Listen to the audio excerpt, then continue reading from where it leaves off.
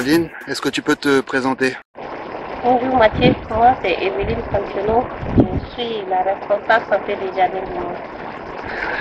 Alors, est-ce que tu peux nous parler maintenant du contexte de la médecine traditionnelle et de son rôle dans la résilience médicinale au Burkina Faso? C'est qu'on peut dire, au Burkina Faso, la médecine traditionnelle c'est la première médecine avant la médecine moderne. Et de nos jours, les gens continuent à pratiquer la médecine traditionnelle. Parce que si quelqu'un est malade, le début des soins, c'est traditionnel. C'est quand il voit qu'il n'arrive pas à s'en sortir qu'il parte vers l'hôpital. Sinon, ça commence traditionnellement. Quels sont les problèmes que rencontre cette médecine traditionnelle aujourd'hui, ou le lien entre la médecine traditionnelle et la médecine conventionnelle au Burkina Faso? Au Burkina, nous pouvons dire que la médecine traditionnelle rencontre d'énormes problèmes. Un, on a la disparition de certaines espèces due au changement climatique, au fait de brousse, de divagation des animaux, ainsi de suite. Ensuite, on a la jeunesse aussi qui a perdu des connaissances, qui n'ont pas trop d'idées sur la médecine traditionnelle. Et ce qui fait que la pratique diminue de temps à autre. Et quelles activités toi tu mènes justement pour essayer d'y remédier à ce problème de valorisation de la médecine traditionnelle? Moi, ce que j'ai fait pour ramener, surtout pour ramener la jeune génération sur la médecine traditionnelle, c'est de les sensibiliser, les former, voilà, et les montrer l'importance vraiment des plantes et l'accessibilité, voilà, c'est moins cher, c'est pas coûté.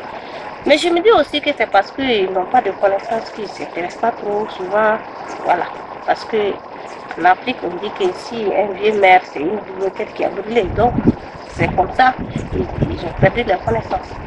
Et ce que nous on fait, c'est de les ramener, surtout la jeune génération. Et aussi, on part au niveau des villages pour voir les vieilles personnes pour qu'ils puissent léguer leurs connaissances. Voilà, il ne faut pas ils vont garder pour eux. Voilà, il faut partager pour que ça reste là. Il faut que les jeunes notent ça. Il ne faut pas ils vont laisser comme les vieux. Ils ont gardé dans la tête, c'est par dialogue ou à la bouche à oreille. Là, c'est pas bien. C'est ça qui fait que s'ils meurent, il n'y a plus de traces. Là, nous, on va vers eux, on les négocie. Il faut partager avec les jeunes pour que ces connaissances restent après eux, que ça reste toujours pour qu'ils puissent utiliser. Et au niveau de la pharmacopée, on essaie aussi d'envoyer les praticiens pour qu'ils améliorent les produits qu'ils font, voilà, surtout côté hygiène, et le dosage, et les aider pour les analyses, la toxicité des plantes. Et aujourd'hui, si tu avais un message à faire passer à la population ou au service public sur cette question-là de la valorisation de la médecine traditionnelle dans la médecine au Burkina Faso, et donc protéger cette résilience médicinale qu'on constate quand même encore au Burkina Faso, quel message tu voudrais faire passer, quelle demande tu voudrais faire passer? Je crois que cette année, on a fait face à une crise sanitaire, le coronavirus, qui a vraiment ouvert les yeux des populations. Et je me dis qu'ils ont pris conscience. Et je dirais qu'ils vont revenir vers la médecine traditionnelle.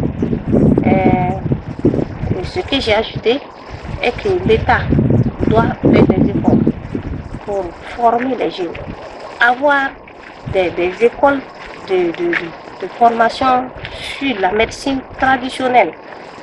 Et si possible, pourquoi pas ne pas avancer, embaucher les praticiens au centre de santé modernes, les payer, les encourager comme les vrais médecins. Là, je me dis qu'ils vont léguer les connaissances. S'ils sont là, ils sont négligés, il n'y a pas de laboratoire pour homologuer un produit. C'est trop cher. Ils n'arrivent pas à avancer. Là, il faut que l'État fasse beaucoup d'efforts sur ce plan. C'est ce que j'ai à dire à l'État. Et à la population aussi, voilà, de revenir en arrière, surtout la jeune génération, et se mettre au sérieux pour apprendre sur le plan. Merci.